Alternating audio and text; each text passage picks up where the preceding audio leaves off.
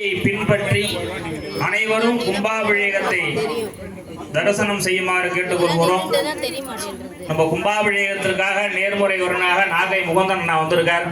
ரொம்ப பரீட்சை மாணவர். காலையில பல அண்ணாட்ட சொன்ன இப்ப சிரிச்சுட்டு அவ ஆத்துக்காரி முகத்தில் முழிக்கிறாரோ இல்லையானா உங்க முகத்துல தான் எல்லாரும் முழிச்சுட்டு இருக்கா காலையில அப்படின்னு சன் டிவியில ரொம்ப பிரமாதம். நாகை முகந்தன் தெரியாத அட்லைவர் அண்ணா வந்து அவனுடைய கொஞ்ச நேரம் அம்பாளுடைய வர்ணனை பற்றி இந்த கலசம் புறப்பாடாக சொல்லிட்டே வருவார். இதெல்லாம் வந்து நமக்கு அம்பாளுடைய ஆசீர்வாதம் தற்செயலாக அமையக்கூடியதான ஒரு விஷயம். ஊர் பெரியவர்கள்லாம் வந்திருக்காங்க.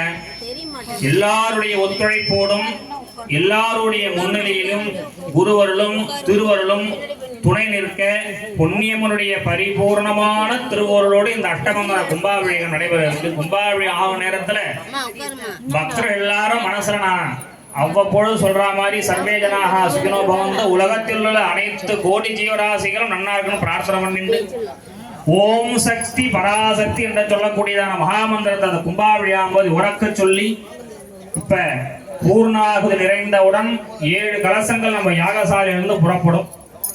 பக்தர்கள் எல்லாம் இந்த 7 கலசங்களுக்கு இடையூறு இல்லாம தொந்தரவு பண்ணாம வழி விட்டீங்கன்னா அப்படியே 7 கலசம் அப்படியே அம்பாள் பிரதட்சணமாகி மேல போகும். மீண்டும் சொல்ற உங்களுடைய ஒத்துழைப்பு மிக அவசியம்.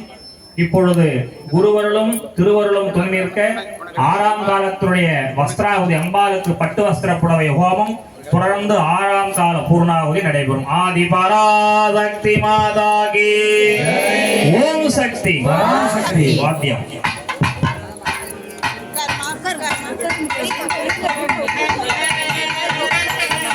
ஓம்